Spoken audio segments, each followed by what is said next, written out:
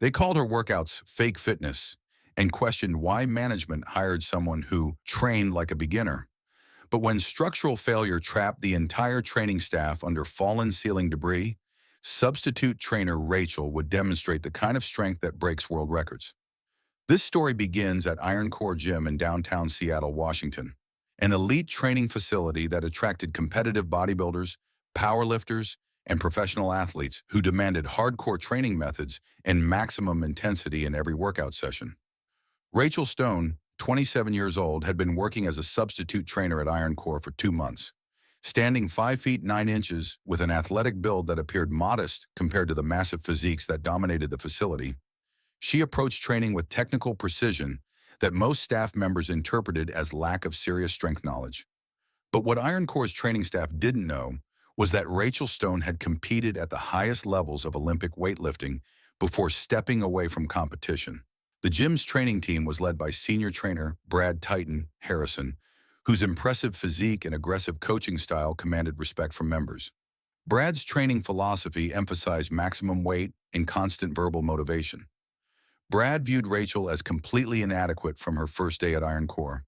Her training sessions focused on movement quality over impressive loading, and her calm instructional approach contradicted his belief that effective coaching required loud motivation and aggressive pushing of physical limits. "Stone," Brad announced during the weekly staff meeting, his voice carrying across the gym where serious athletes were conducting their morning training sessions. "I've been watching your client sessions, and honestly, your training methods are embarrassing to Iron Core's reputation." Rachel looked up from the periodization program she was designing, maintaining her professional composure despite 2 months of constant criticism from colleagues who questioned her qualifications. "Which specific aspects would you like me to modify, Brad?" "The problem isn't one specific thing," Brad replied with the dismissive tone he used when establishing authority in front of other trainers. "The problem is that your entire approach is too gentle, too technical, too focused on perfect form instead of pushing people to achieve real strength gains." This had been Brad's consistent criticism since Rachel's arrival. Her deadlift demonstrations used weights that looked conservative compared to what advanced members lifted. Her squat instruction emphasized controlled movement over maximum loading, and her bench press technique prioritized safety over impressive displays. "Brad," Rachel responded calmly, "my clients are consistently achieving strength gains while learning movement patterns that will serve them for decades. Isn't long-term development more valuable than short-term impressive lifts?" Brad laughed with theatrical mockery designed to humiliate her in front of the other trainers and gym members who were within hearing range. "Stone, look around this facility. These are elite athletes who need to see that their trainer can perform at championship levels. Your fake fitness approach undermines everything Iron Core represents." The truth was that Rachel's clients were achieving exceptional results through programs that combined advanced sports science with individualized progression. But Brad's definition of trainer credibility was limited to impressive demonstrations. "You belong at some chain gym teaching soccer moms," Brad continued, gesturing toward the powerlifters who were loading barbells with weights that impressed casual observers. "Real trainers demonstrate real strength." Rachel had endured 2 months of mockery while maintaining her professionalism and continuing to help clients achieve results through evidence-based methods. The breaking point came during Friday's peak training hours. Brad was conducting a group session when his need to publicly contrast his methods with Rachel's led to a demonstration that would expose her true capabilities. "Stone, I want everyone to see the difference between real training and your pretend fitness approach," Brad called out while loading a barbell with 455 pounds for a deadlift intended to showcase the gap between serious strength and her conservative demonstrations. Rachel observed Brad's setup with professional assessment, noting that his form was adequate and his weight selection was within his demonstrated capacity, but his motivation was entirely focused on proving superiority rather than providing effective instruction. The structural engineering that supported Iron Core's mezzanine level had been compromised by recent renovations that removed load-bearing supports without installing adequate reinforcement. Brad completed his deadlift successfully, celebrating with theatrical display designed to emphasize the contrast between his performance and Rachel's approach. "That's how you demonstrate strength to serious athletes," Brad announced loudly enough for the entire gym to hear. Not with the baby weight Stone uses. At exactly 4:23 p.m., the compromised ceiling structure finally surrendered to the weight it was never designed to support. A 12-foot section of concrete and steel ceiling crashed down directly onto the training area where Brad and four other staff members were conducting sessions. The impact was devastating, creating a debris field that trapped five people under approximately 1,400 pounds of concrete and steel. Chaos erupted instantly throughout Iron Core. Members screamed and rushed toward exits, while staff tried to coordinate emergency response and account for everyone who had been in the facility when the collapse occurred. Brad, along with trainers Kevin Walsh, Danny Rodriguez, Tommy Patterson, and manager Jim Chen, were completely pinned beneath the fallen ceiling section. They were conscious but unable to move, with the massive weight pressing down in a configuration that made conventional rescue impossible. "Emergency services are en route," someone shouted from across the gym. "They said it'll take 30 minutes to get heavy rescue equipment here." 30 minutes was too long. The weight distribution was causing internal injuries, and several of the trapped staff members were already showing signs of shock and respiratory distress from the crushing pressure. Rachel looked at the situation with tactical assessment skills developed through years of competition, where split-second decisions under extreme pressure determined success or failure. Five trapped colleagues, total debris weight approximately 1,400 pounds, distributed across an unstable configuration that required precise lifting technique to avoid causing additional collapse. She positioned herself at the optimal point where biomechanics and physics would give her the best chance of success. The overhead press position was the only angle that would allow her to lift the debris high enough for rescue while maintaining the stability necessary to prevent further structural failure. "Rachel, what are you doing?"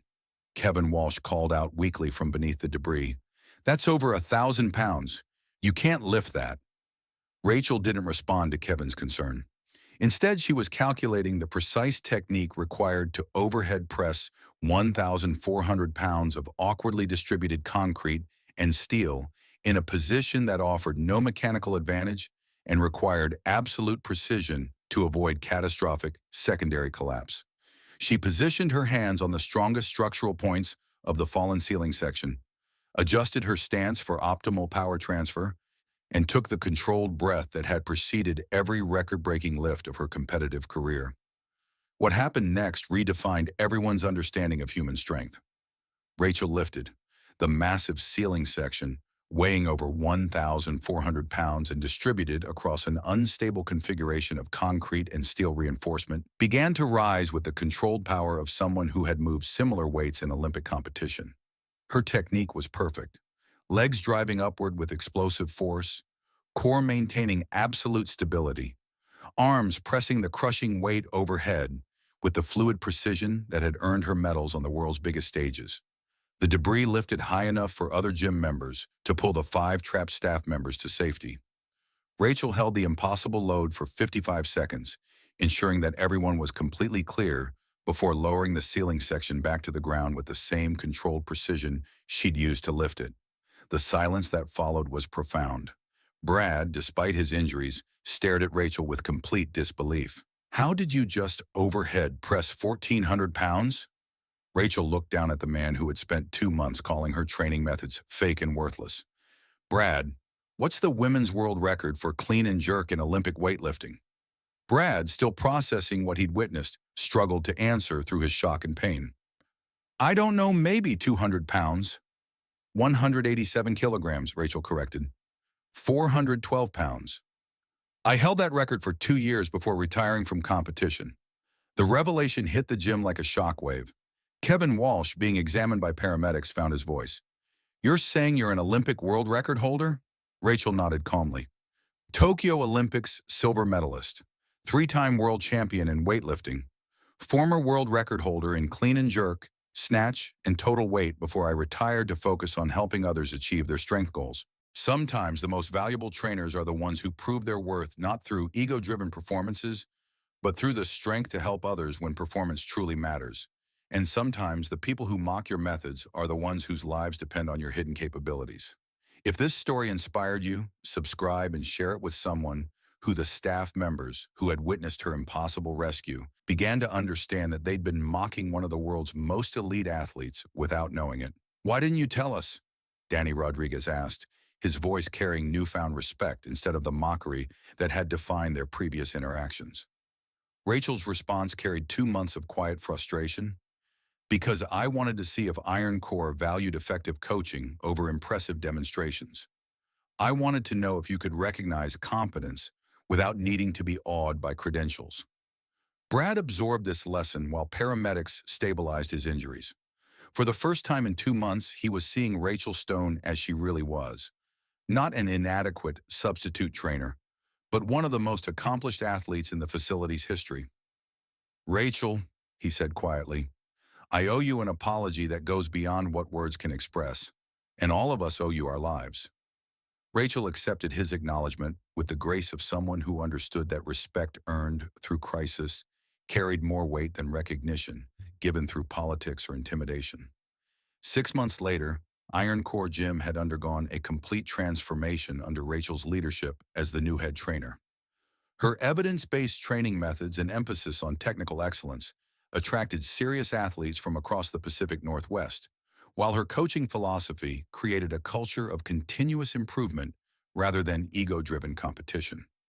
Brad became one of Rachel's most dedicated students after recovering from his injuries, learning that real trainer credibility came from the ability to help others achieve their goals rather than from impressive personal demonstrations that served no coaching purpose. They installed a memorial plaque near the entrance. "True strength builds others up, especially when they doubt your worth."